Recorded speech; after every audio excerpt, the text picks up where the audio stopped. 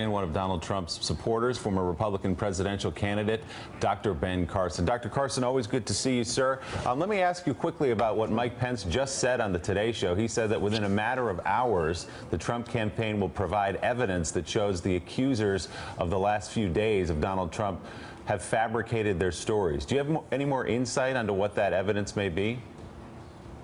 No, I do not have any insight into that, although I do have common sense.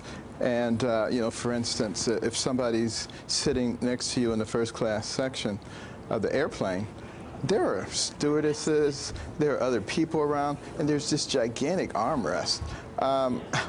What happened to all those things?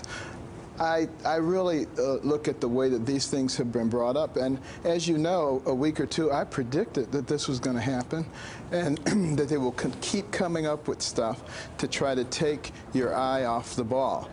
The ball really is about what's happening to America. That's why 2 out of 3 Americans are concerned. And what we're engaging in is exactly what happens to pinnacle nations historically before their fall.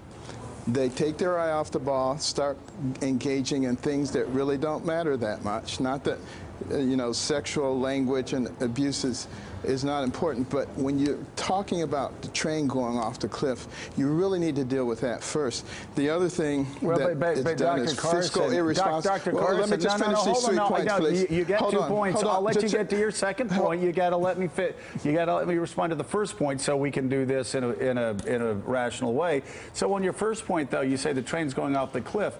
The character of the conductor matters, though, does it not? Nations rise and fall based on the quality of their leadership, based on the character of their leaders. Character does count, yes, does it not?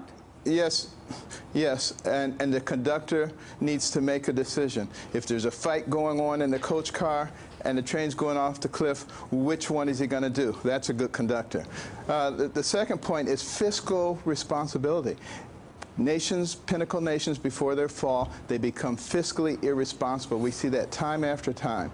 And then the third thing is they accept corruption in the highest levels as normal.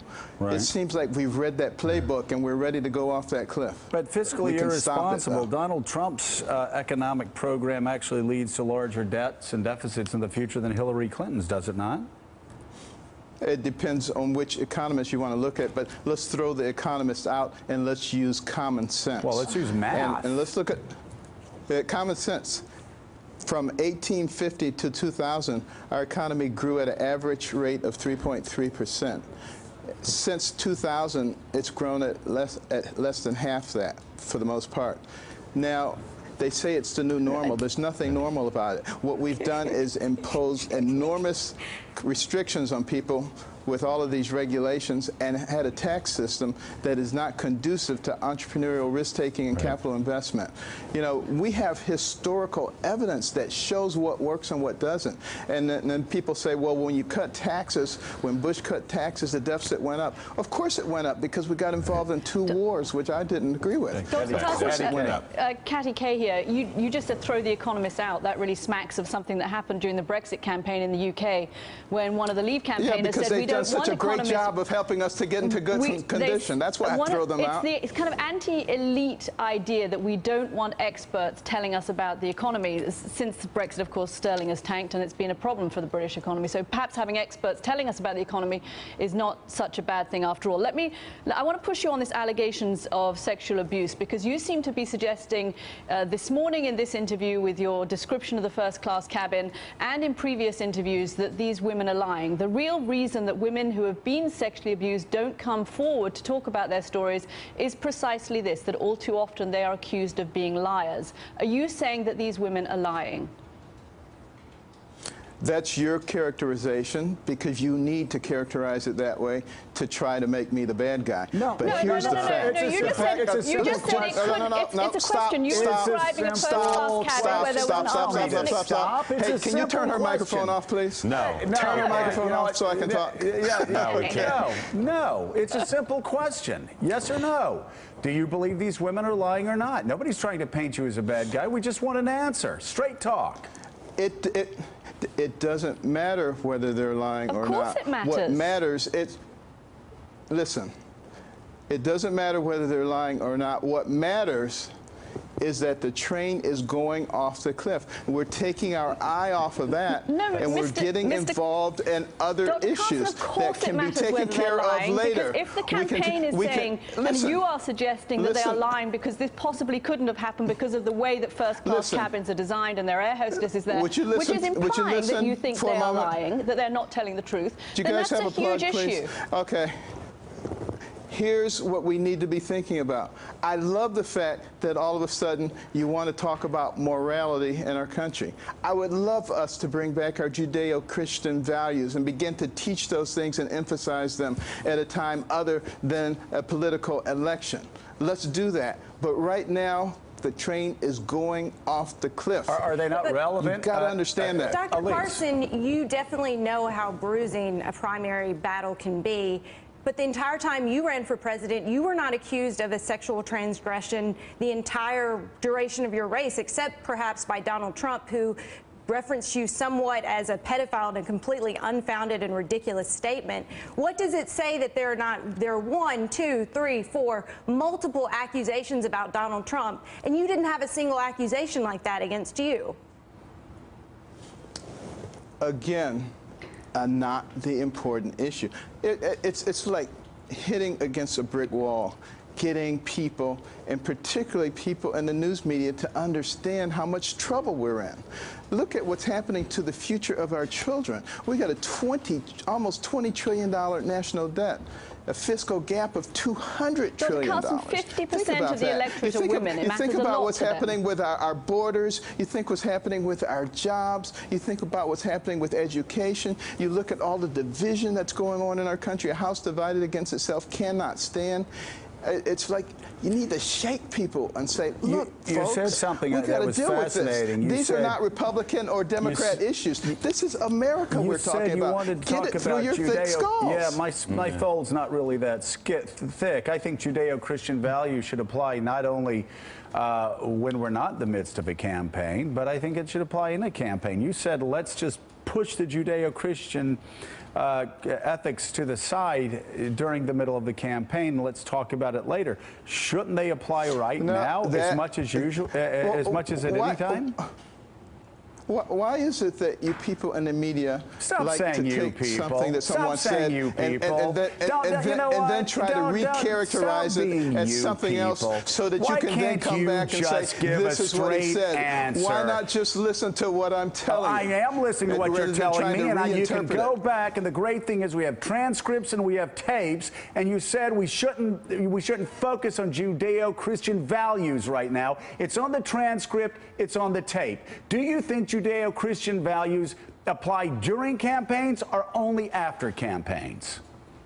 Now, let me tell you what I actually said, and I'm glad it is on the tape. I am too. I said I would love for us to engage in a conversation on Judeo-Christian values, and I would love for us to bring morality back. And we need to do it at times other than a political campaign. But we're not doing that. Right now, what we need to do is concentrate on the reason that 2 out of 3 Americans feel that our country is on the wrong track. In the media, the reason that you are protected by our Constitution is because you're supposed to be objective and on the side of the people and helping them.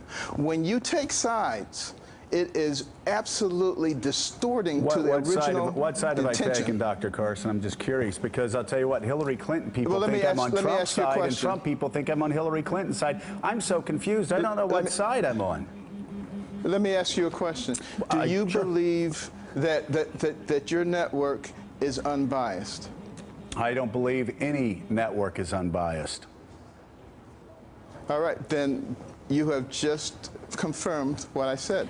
You need to be working toward that goal. No, I haven't. Don't just capitulate to the fact. Don't just capitulate to it. There aren't robots running any network. I mean, there is a point of view at Fox. There's a point of view at CNN. There's a point of view at MSNBC, with the New York Times, with the Wall Street Journal. I mean, and I'm smart enough to read all of those and filter through it. I'm sure you are too, right?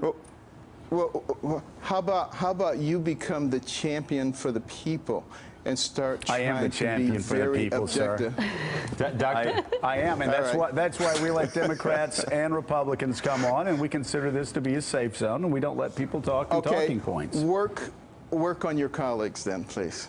My colleagues can take care of themselves, but Dr. Carson, we thank you for being with us, you work on your colleagues. Please work on my Republican Party and Elise's Republican Party. We're in trouble. Thank you for being with us. It's a deal. It's a deal. I don't know, Elise. You didn't answer the question. Did I misunderstand something? That's so something? disappointing to me because I heard Dr. Carson speak when I was in college, and it was the most incredible, inspiring speech I've ever heard about his upbringing, about his Christian faith. It was the kind of speech that I said, this man should run for president. And this was, 10 years ago, showing my age. Right. I don't know who that man is, the Christian man who does have beliefs, and now he's trying to give these vague talking points about the train running off the cliff and trying to ignore these issues of morality that are so central to the character that we want our president Right, to that's have. so central. if character the question every counts, woman is asking. Yes. Willie, doesn't character count, and Caddy, doesn't character count now? Of course it counts. More now. than ever? More than ever. If you talk about Judeo-Christian values in government, you don't put them aside now, right? I don't understand how. The question we asked talking was a very about- simple question. It was a totally non-biased question. Does he Think the women are lying? think the women are lying? Yes or no? Right. he also said in the Fox and Friends interview yesterday that the guarantee from the New York Times to these women was, we'll give you fame. This is, so the idea that sexual assault accusers come forward to become famous is so not just preposterous, but offensive as to be, I don't want to say dismiss the campaign, but I just think, to Elise's point, Dr. Carson knows better. Yes. Yeah. And, as you say, Elise, as a man who is accused of being a pedophile, like a pedophile, in the primary campaign, I'm doubly surprised. It just flabbergasts me. I don't see how he can get up and do that. No. I really don't. All right, Morning Joe. We'll be back in a moment, and I guarantee you no colleagues, Willie, will be worked on. I think we're just We'll keep our fine, right? microphones open. Thanks. All right. Hey there, I'm Chris Hayes from MSNBC. Thanks for watching MSNBC on YouTube. If you want to keep up to date with the videos we're putting out, you can click subscribe just below me, or click over on this list to see lots of other great videos.